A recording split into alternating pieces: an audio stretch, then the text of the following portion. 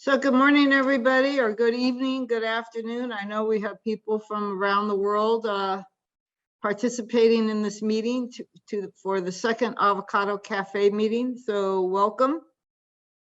And I want to introduce John Cornell right now to see if he has anything to say. He's the chair of the organizing committee for this meeting. Well, thank you, Mary Lou. I appreciate that.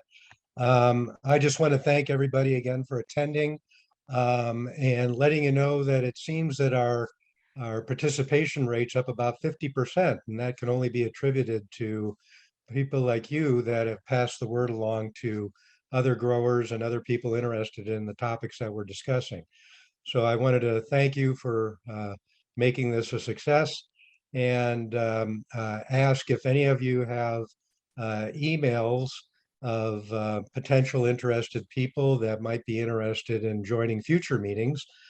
Please pass them along to us and we'll make sure to get them on our invitee list.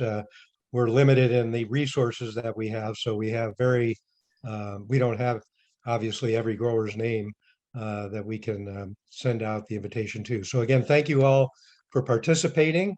And if you have, like I say, emails that you could share with us, please send them to cafeavos@gmail.com. Cafe, that's CAFEAVOS @gmail.com. And we'll make sure to send invitations out to those people as well in the future. Again, thanks again. Bye-bye. Okay, so we also want to thank the Hofsche Foundation because they're hosting the video, and we'll have PDFs of the presentations from today that'll be posted on Avocado Source. And we want to thank Data Harvest for hosting the meeting on Zoom. So there's just a few things on meeting mechanics I wanted to bring up. We have about a little bit over 50 people registered for the meeting, and we want to have an interactive meeting. So there's two ways for you to be interactive. First, you can use the chat function that should be on the bottom part of your screen, and you can ask questions during a presentation, and I'll be watching that. And if I see something I think is really important, I'll ask that at the end of the Louise's presentation or Xander's presentation. And then when we get to the general discussion, which we're hoping to have a little bit over an hour for that, you can raise your hand. So to do that, on your bottom part of your screen, you'll see that there is a button that says reactions. And when you go into reactions, you can raise your hand. And between Lorena, myself, and John, we'll be watching all the raised hands, and then we'll call upon you to ask your question then during the general discussion. So I'll come back to the slide before we go into the general discussion. So today's topic is innovation. How should we push the boundaries for avocado growing? And as one of the options that we should consider is intensive management systems. And so I just have a few introductory slides to this topic before I introduce the speakers. So this is a slide that actually I got from a recently published article that talked about the evolution of training system for pears over the last 2 or 3 decades. And in this, I know most of us are avocado growers, but pear trees can be gigantic. And you can see that the traditional planting system for pears is about 6 by 5 or 6 by 4 meters, which is essentially 20 by 18 or 20 by 16 feet. So pear trees are large. They've been planted traditionally in the type of planting system we plant our avocados, and it's really a 3-dimensional system. But over time, they have evolved to be more 2-dimensional. And that's where we're going to in the topic of this discussion, is to talk about, can we make avocados grow in a 2-dimensional system?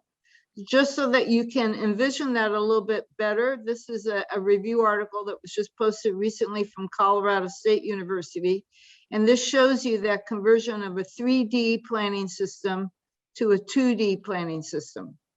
And in this review article, which is very short, it's very nice because you'll hear Louise and Xander talk about genetics, that genetics is key to going to high intensive. And don't be scared, we have the genetics in avocado. We have dwarfing material in our varietal and rootstock collections here in California. And so we're not limited. We just need to spend the time to select the right genetics to move forward with this kind of approach. The other question that I've been asked is a high density planting sustainable and is it profitable in spite of increased upfront costs?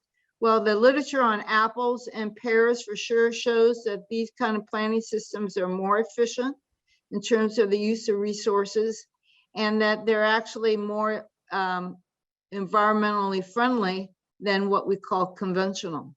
Now, does it work for avocados? And you can make your own conclusion on that one.